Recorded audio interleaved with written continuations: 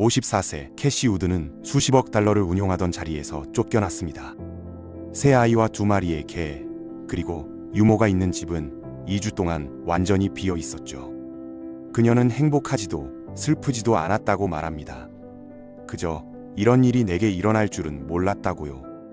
하지만 그 침묵 속에서 그녀는 메시지를 분명히 들었습니다. 다른 산업을 파괴한 기술로 이제 자신의 산업을 파괴하라는 메시지를요.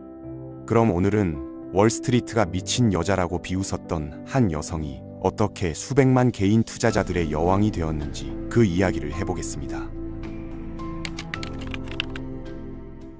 1950년대 로스앤젤레스는 미국에서 두 번째로 큰 도시로 성장하고 있었습니다. 한 달에 3,000명씩 사람들이 몰려들던 시기였죠. 캐시 우드의 부모도 그중 하나였는데 아일랜드에서 건너온 이민자 가정이었습니다. 아버지는 공군에서 레이더 엔지니어로 일했고 어린 캐시에게 엔지니어처럼 사고하라고 가르쳤죠. 부대 배치가 바뀔 때마다 가족은 미국 전역을 떠돌았고 이 경험은 캐시에게 다양한 사람과 생각을 접하게 했으며 변화에 적응하는 법을 배우게 했습니다. 고등학교를 수석으로 졸업한 캐시는 캘리포니아 대학에 입학했습니다. 하지만 이민자의 자녀로 태어난 그녀는 두려움이 컸다고 고백합니다. 마지로서 가족의 기대를 짊어져야 한다는 부담감이었죠. 1970년대 중산층 가정이 대부분 그랬듯이 우드 가족도 재정적으로 힘들었고 캘리포니아의 실업률은 9.3%에 달했으며 92만 명이 일자리를 잃은 상태였습니다. 캐시는 학비를 벌기 위해 아르바이트를 해야 했죠. 아버지처럼 과학이나 기술 분야를 꿈꿨지만 아버지는 반대했습니다. 딸이 사업가가 되는 게 더 나을 거라고 믿었기 때문이죠. 결국 캐시는 경제학과 금융을 공부하기로 결심했고 언젠가 가족에게 더 나은 재정적 지원을 하겠다는 목표를 세웁니다. 독실한 기독교인이었던 그녀는 마지로서 가족을 돌봐야 한다는 책임감을 일찍부터 느꼈던 거죠. 대학에서 캐시는 유명한 경제학자 아서 래퍼 밑에서 공부했습니다. 래퍼는 세수를 극대화하는 이론으로 유명했는데 같은 세수를 거둘 수 있는 세율이 두 개 있다는 겁니다. 높은 세율과 낮은 세율이죠. 그는 왜 세율을 낮추면 더 많은 돈을 걷고 생산과 고용도 늘어나는데 굳이 높은 세율을 유지하느냐고 주장했습니다. 이게 바로 래퍼 곡선인데 세금 논쟁의 핵심을 담고 있는 이론이었죠. 래퍼는 캐시를 멘토링했고 그의 가르침은 평생 그녀에게 영향을 미쳤습니다. 지금도 캐시가 감세가 혁신을 촉진하고 경제 성장을 만든다고 주장하는 이유가 여기 있죠. 똑똑하고 성실했던 캐시 우드는 학교 최고의 학생이 되었고 래퍼는 이 조용한 학생의 잠재력을 알아봤습니다. 졸업 후 그는 캐시에게 수익성 좋은 일자리를 찾아줬죠. 1980년대 초 수백억 달러의 자산을 가진 거대 투자회사 캐피털 그룹이었습니다. 캐시는 보조 이코노미스트로 커리어를 시작했지만 3년 후 뉴욕의 다른 투자회사가 그녀를 수석 이코노미스트로 스카웃했습니다. 겨우 25세였죠. 제니슨 어소시에이츠는 당시 젊은 투자회사였고 수석 이코노미스트가 된 캐시는 전환점에 선 미국 경제를 마주했습니다. 1970년대는 미국 경제 역사상 최악의 시기 중 하나였거든요. 닉슨 대통령이 달러의 금태환을 중단시켰고 카터 대통령 시절엔 물가가 치솟았으며 인플레이션과 실업이 동시에 증가하는 스태그플레이션이 발생했습니다. 이론상으론 일어날 수 없는 일이었죠. 인플레이션은 모두에게 영향을 미치지만 실업은 최악의 경우에도 인구의 10%만 타격을 받기에 대중의 관심은 실업에서 인플레이션으로 크게 옮겨갔습니다. 1980년 모든 게 바뀌려 하고 있었습니다. 레이건이 대통령에 당선되었고 투자와 생산을 제한하는 세금 부담을 줄이겠다고 약속했죠. 하지만 당시 레이건의 경제 정책은 검증되지 않았고 시장은 매우 회의적이었습니다. 많은 사람들이 레이건이 경제를 완전히 망칠 거라고 믿었거든요. 그런데 캐시 우드는 달리 생각했습니다. 제니스는 정기적으로 경제학자들을 초청해 인플레이션과 금리에 대해 강연하게 했는데 닥터 둠이라는 별명을 가진 헨리 카우프만이 그중 한 명이었습니다. 솔로몬 브라더스의 수석 이코노미스트였던 카우프만은 레이건 행정부를 비판하며 1981년에 대통령의 경제 정책이 금리와 달러를 하늘 높이 치솟게 할 거라고 경고했죠. 처음 몇 년간 레이건의 정책은 효과가 없어 보였고 그를 비판하는 게 매우 유행이었으며 심지어 암살 시도까지 있었습니다. 많은 사람들이 카우프만의 주장을 지지했죠. 캐시 우드를 제외하고는요. 데이터를 철저히 분석한 후 캐시는 카우프만의 주장과 반대되는 증거를 찾았습니다. 그녀는 금리가 정점을 찍었고 오히려 하락할 수 있다고 주장하며 카우프만에게 도전했죠. 하지만 1980년대 초 금융계에서 젊은 여성이었던 그녀는 쉽게 무시당했습니다. 처음부터 캐시 우드는 항상 약자였던 거죠. 1982년 10월 인플레이션은 5%로 떨어졌고 장기 금리가 하락하기 시작했습니다. 연준은 연방기금 금리를 9%까지 낮췄고 미국이 1970년대 경제 침체에서 벗어나면서 캐시 우드의 커리어는 새로운 정점을 찍었습니다. 그녀는 빠르게 승진했고 곧 제니슨의 전무이사가 되었죠. 1998년 제니슨에서 18년을 보낸 후 캐시 우드는 다른 사람들이 꿈꿀 수밖에 없는 커리어를 쌓았습니다. 새 아이를 키우면서 말이죠. 당시는 닷컴 버블의 절정이었고 많은 테크 기업들의 놀라운 상승을 목격한 캐시는 독립하고 싶다는 욕구를 느꼈습니다. 1990년대 호황기 경제는 새로운 유형의 투자 펀드, 헤지 펀드의 부상을 이끌었습니다. 독특한 구조 덕분에 헤지 펀드 매니저들은 수십억 달러의 개인 재산을 만들 수 있었죠. 대부분의 헤지 펀드는 돈을 벌지 못하지만 소수는 엄청난 돈을 벌었고 창립자들을 극도로 부유하게 만들었습니다. 뱅가드나 다른 뮤추얼 펀드보다 훨씬 높은 수수료를 부과했기 때문이죠. 캐시가 다음 행보를 고민하는 동안 동료 중 한 명은 이미 자신의 헤지 펀드를 시작할 생각을 하고 있었습니다. 룰루 왕은 아무도 모르는 수익성 높은 헤지 펀드 매니저였는데 매우 신비로운 인물이었죠. 펀드 성과는 알려지지 않았지만 정기적으로 $5,000를 기부했고 매트라이프 같은 큰 회사의 이사회에 있었으니 펀드가 잘 되고 있다고 추측할 수 있었습니다. 룰루 왕도 겸손한 곳에서 시작했습니다. 대학 졸업 후 전업주부가 되었지만 곧 지루해졌고 컬럼비아에서 MBA를 취득하기로 결심했죠. 우드처럼 왕도 제니슨 어소시에이츠에서 승진을 거듭해 $40억 이상의 자산을 관리하는 부사장이 되었습니다. 하지만 그것으로 충분하지 않았죠. 1998년 헤지펀드의 부상과 그들이 쌓은 상상할 수 없는 재산을 목격한 왕은 자신의 펀드를 시작하고 싶었고 그러려면 자신만큼 유능한 파트너가 필요했습니다. 바로 캐시 우드였죠. 1998년 캐시 우드와 왕은 자신들의 헤지 펀드 투펠로 캐피털 매니지먼트를 시작했고 시장에서 큰 수익을 낼 준비가 되어 있었습니다. 닷컴 버블 직전이었거든요. 상승장에서는 자본을 확보하기가 훨씬 쉽습니다. 2000년까지 그녀의 펀드는 $8억 자산을 모았고 당시 여성이 이끄는 최대 헤지 펀드가 되었죠. 하지만 곧 캐시에게 헤지 펀드가 진정한 소명이 아니라는 게 분명해졌습니다. 헤지 펀드는 자산 관리자들에게 수익성이 좋았지만 그녀의 열정은 다른 곳에 있었거든요. 월스트리트가 저평가한 세상을 바꿀 잠재력을 가진 기업의 주식을 고르는 것이었습니다. 1990년대 기술혁명은 미국을 새로운 시대로 이끌고 있었습니다. 금리가 하락하면서 혁신적인 기업들에 필요한 자본이 공급되었고 동시에 클린턴 행정부는 자본이득세를 낮춰 주식시장으로 전례 없는 자금 흐름을 만들었죠. 기업의 설비 투자는 이전 4년보다 7배 빠르게 성장했고 자동차 판매는 급증했으며 주택 판매는 사상 최고치를 기록했습니다. 1993년 한 해에만 민간 부문 일자리가 160만 개 생겼는데 이는 이전 4년을 합친 것보다 많은 수치였죠.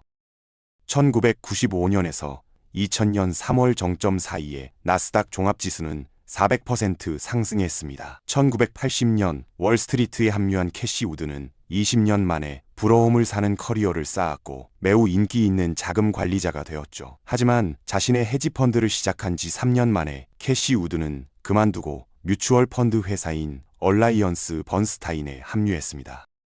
닷컴 위기 후 캐시는 벤처 캐피털 펀딩과 공모 펀딩 사이의 괴리를 보았거든요. 테크 및 통신 붕괴와 2008년부터 2009년 금융위기 이후 10년 넘게 시장에서 위험 회피가 증가했고 이는 인덱스 펀드나 패시브 전략으로의 이동을 의미했습니다. 민간 시장의 기업들이 공개 시장보다 10배에서 20배, 심지어 30배 높은 가치로 거래되는 걸 목격했죠. 이 시점에서 캐시 우드는 혁신 기업들의 기하급수적 성장에 대한 자신의 논리를 발전시키기 시작했습니다. 번스타인에서 우드는 $50억 운용하게 되었고 아무도 보지 않는 곳을 보면서 고성장 중소형주에 강한 확신으로 투자했습니다. 2006년 이전까지 우드의 펀드는 거의 매년 지수를 능가했지만 그녀의 포트폴리오는 투자자들이 감당하기엔 너무 변동성이 컸죠. 번스타인에서 50억 달러를 운용하기 전에도 우드는 매우 주제적인 접근 방식을 취했고 조직 내에서 다소 이상한 존재였습니다. 그녀 같은 포트폴리오는 유동성 위기 동안 극도로 변동성이 크거든요. 드물긴 하지만 여전히 일어나는 일이죠. 2008년 주택 위기는 가장 심각한 유동성 위기 중 하나였습니다. 기업들이 단기 자금 조달을 잃으면서 압박을 받자 자산을 팔기 시작했고 이는 주식시장에 압력을 가해 급격한 하락을 초래했죠. 은행과 신탁회사들이 유동성을 확보하려고 시장에 자산을 내다 팔면서 다른 자산 가격도 하락했습니다. 캐시의 투자가 중소형 성장주였기 때문에 가격이 더 변동성이 컸고 유동성 압박 시기에 시장의 구매자 수가 적어 다른 주식들보다 더 크게 떨어지는 경향이 있었죠.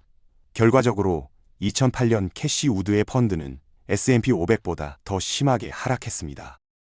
캐시 우드는 자신의 주식이 결국 회복될 거라고 믿었지만 이는 투자자들의 신뢰를 높이는데 거의 도움이 되지 않았고 일부는 돈을 인출하기 시작했죠. 뮤추얼 펀드를 운용했기 때문에 투자자들이 실제로 펀드에서 돈을 빼낼 수 있었습니다. 고객을 잃을까 걱정한 번스타인 경영진은 캐시에게 포트폴리오의 인덱스 펀드를 사라고 요청했습니다. 포트폴리오 매니저와 분석가들은 안전하다고 생각하는 곳으로 돌아가고 포트폴리오를 다각화하며 벤치마크에 가깝게 만들려는 경향이 있거든요. 인덱스 펀드를 소유하면 펀드의 변동성은 줄어들지만 성과도 감소합니다. 2014년이 되자 그녀가 떠나야 한다는 게 더 불가피해졌죠. 54세의 캐시 우드는 미국인의 99.9%보다 많은 돈을 벌었고 평생 은퇴하기에 충분했습니다. 하지만 깊은 신앙을 가진 여성인 우드는 하나님이 원하시는 미래를 가져오며 하나님을 계속 섬겨야 한다는 걸 깨달았습니다. 이번엔 하나님 외에는 누구에게도 책임지지 않기로 결심했죠. 금융업계에 있으면서 테크 및 통신 붕괴 이후, 특히 2008년부터 2009년 이후 믿을 수 없는 위험 회피를 보기 시작했다고 캐시는 말합니다. 커리어 위험, 비즈니스 위험이었고 모두가 전능한 인덱스 벤치마크를 숭배하고 있었는데 이는 우리가 하던 것과 전혀 일치하지 않았죠. 우리는 점점 이상한 오리 같은 존재가 되어가고 있었습니다. 캐시 우드는 시장에 아직 존재하지 않는 새로운 유형의 ETF를 만드는 꿈을 꿨습니다. 캐시 우드는 확실히 이상주의적인 여성이고 그녀의 자신감은 매우 전염성이 강합니다. 생각해보면 주가가 자신감의 상징이 아니라면 뭐겠습니까? 그녀가 이런 자신감을 가진 이유는 자신이 신의 영감을 받았다고 믿기 때문이죠. 꿈을 꾸는 건 영감을 주지만 캐시의 믿음은 시험받으려 하고 있었습니다. 많은 사람들이 우리가 실패할 거라고 생각했지만 우드는 그렇게 믿지 않았습니다. 사람들이 실패할 거라고 생각한 이유 중 하나는 패시브 포트폴리오가 지배하는 래퍼를 선택하고 거기에 액티브 전략을 넣었기 때문인데 사람들은 그게 미쳤다고 생각했죠. 캐시 우드가 투자 아이디어에 대해 철저한 리서치를 했지만 그녀의 펀드는 사실상 아무런 견인력도 얻지 못했습니다. 2년 반 동안 견인력이 없자 우드는 와, 그게 나쁜 선택이었나? 라고 말하기 시작했죠. 충분한 자본이 없으면 꿈을 현실로 만드는데 어려움을 겪었습니다. 하지만 예상치 못한 투자자가 찾아오면서 상황이 바뀌었죠. 빌 황은 무자비한 양의 위험을 감수하면서 태양에 너무 가까이 날았습니다. 파국적인 폭발 전에 황은 헤지펀드 게임의 정상에 있었거든요. 황은 유명한 투자자 줄리안 로버트슨의 제자였는데 로버트슨이 2000년엔 2,500만 달러를 주고 헤지펀드를 시작하게 했죠. 20년도 안 돼 황은 자신의 헤지펀드를 300억 달러 규모로 키웠습니다. 독실한 기독교인이었던 황은 캐시 우드를 자신이 끌어올릴 수 있는 사람이자 자신을 더욱 부유하게 만들 사람으로 봤습니다. 그는 그녀의 모든 ETF에 시드머니를 제공하기로 결심했죠.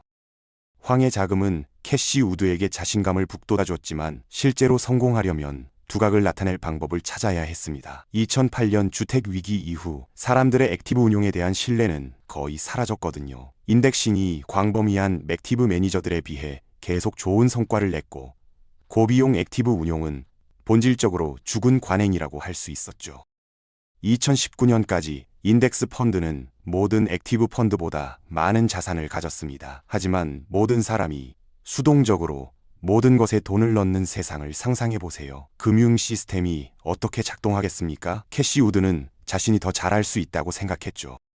우드의 분석가들은 대부분 새로운 세계에 대한 도메인 전문 지식을 가지고 있었습니다. 한 발은 새로운 세계에 담그고 있었죠. 왜냐하면 크리스퍼 유전자 편집에 대한 교육을 받고 직접 실험했거나 업계에서 일했기 때문입니다. 뿐만 아니라 우드는 트위터나 레딧 같은 소셜미디어의 부상을 활용했고 깃허브가 소프트웨어에 한 것처럼 연구를 공개적으로 이용 가능하게 만들면 된다는 걸 깨달았습니다. 투자 세계에서 많은 펀드 매니저들은 정교한 척하는 걸 좋아하며 소위 독점 리서치를 숨기곤 합니다. 당신이 그들을 꿰뚫어보는 걸 원하지 않기 때문이죠. 2018년까지 캐시는 투자 세계에서 여전히 상당히 알려지지 않았습니다. 하지만 그게 바뀌려 하고 있었죠. 테슬라 얘기부터 시작해야 할 것 같은데요. 몇 달 동안 당신은 이게 $4,000짜리 주식이라고 말해왔습니다. 지난 몇 주간의 모든 드라마를 고려해도 여전히 그렇게 생각하시나요? 네, 그렇습니다. 당시 주가 대비 1100% 상승이었죠. 당시 테슬라는 모델 3를 충분히 생산하는 데 어려움을 겪고 있었고 CEO 일론 머스크는 생산 문제를 해결하기 위해 공장에서 자기도 했습니다. 테슬라 미래에 대한 캐시 우드의 낙관적인 예측은 널리 조롱받았죠. 2021년까지 테슬라는 그녀의 목표 가격을 넘어섰고 예측보다 2년 앞선 것이었습니다. 2019년 기득권에 의해 무시당했지만 한 투자자 그룹은 캐시 우드를 주목하고 있었습니다. 에이프들이었죠. 2019년까지 온라인엔 거의 50억 명이 있었고 레딧에만 4억 3천만 명의 사용자가 있었습니다. 금융위기 이후 사람들은 월스트리트를 점점 더 불신하게 되었거든요. 레딧에서 많은 개인 투자자들이 모여 리서치를 공유하고 월스트리트에 맞서는 투자를 하기 시작했습니다. 2019년 이 움직임은 여전히 작았고 자금과 모멘텀이 부족했죠. 하지만 역사적 사건이 그걸 영원히 바꿀 것이었습니다. 코로나19는 미국 경제의 중요한 순간이었습니다. 갑자기 수조 달러의 새로 인쇄된 현금이 시스템에 주입되었고 많은 거래 플랫폼이 즉시 이 변화를 활용했죠. 단기간에 15만 명의 고객을 온보딩하는 것은 증권업계에서 거의 전례가 없는 일이었습니다. 몇천 달러 더 부유해진 레딧 커뮤니티의 에이프들은 마침내 월스트리트에 맞설 자원을 갖게 되었습니다. 이는 금융의 프랑스 혁명을 목격하는 것으로 프롤레타리아가 일어나 금융의 질서 구조를 바꾸고 있었죠. 무료 데이터와 무료 거래가 있기 때문에 가능한 일이었습니다. 월스트리트에 의해 종종 과소평가되는 여성으로서 캐시 우드는 개인 투자자들의 아이콘이 되었습니다. 세상은 변하고 있었죠. 2008년 이후 미국은 10년 넘게 상승장을 즐겼고 혁신에 의해 주도되면서 금융산업은 극적인 변화를 겪고 있었습니다. 캐시 우드는 이 변화의 얼굴이었죠. 끊임없는 열정에 의해 움직인 캐시 우드는 중산층 배경을 자신의 제국으로 바꿨습니다. 지난 3년간 그녀의 많은 예측이 실현되었거나 실현되고 있었죠. 하지만 그녀의 전략은 여전히 변동성이 컸고 시장은 용서가 없었습니다. ARK 투자자들이 곧 알게 될 것처럼요. 베런스의 새 기사는 6월 말 이후 투자자들이 순 27억 달러를 펀드에서 인출했다고 강조합니다. 2021년 초까지 ARK는 현재까지 14% 하락했죠. 시장 가치의 14% 하락은 인덱스 펀드 투자자가 견딜 수 있는 게 아닙니다. 하지만 캐시 우드의 제자들은 아니었죠. 우리는 변동성 있는 전략입니다. 우리의 대응은 상승 쪽 변동성은 나쁜 게 아니라는 거였죠. 사람들의 관심을 끌기 위해 많은 노력이 필요했는데 그들이 우리를 너무 위험하고 미쳤다고 생각했기 때문입니다. 지금 그게 완전히 돌아오고 있는 걸 보는데 다시 그런 말을 듣고 있거든요. 하지만 우리가 생각하기엔 벤치마크가 훨씬 더 위험합니다. 벤치마크는 가치 함정으로 가득 차고 있는데 혁신 플랫폼이 5개 있고 14개의 다른 기술을 포함하고 있으며 모두 지금 당장 도약하고 있기 때문입니다. 그들은 전통적인 세계 질서를 파괴하고 중개할 것이기에 큰 위험은 벤치마크에 있지 우리가 하는 것에 있지 않다고 생각합니다. 하지만 캐시를 운 좋은 주식 선택가로 치부하는 건 실수입니다. 첫째로 그녀는 훈련된 포트폴리오 매니저의 자질을 가지고 있거든요. 캐시 우드는 테슬라에 대한 강한 믿음을 가지고 있지만 포트폴리오의 10% 이상을 차지하도록 허용하지 않습니다. 주식이 포트폴리오의 11%나 12%가 되면 포트폴리오의 다른 포지션에 비해 10%에서 20% 상승했다는 의미이고 보통 우리가 하는 건 기회주의적으로 주가 하락을 이용하는 거죠. 캐시는 비즈니스의 펀더멘털이 변할 때 포지션을 청산하는 것을 망설이지 않습니다. 오늘날 캐시 우드는 여전히 논란의 여지가 있는 인물로 남아 있습니다. 번스타인 시절과 달리 캐시 우드는 마침내 자신에게 맞는 비즈니스 모델과 장기적으로 그녀와 함께할 극도로 충성스러운 추종자 그룹을 찾았을지도 모릅니다.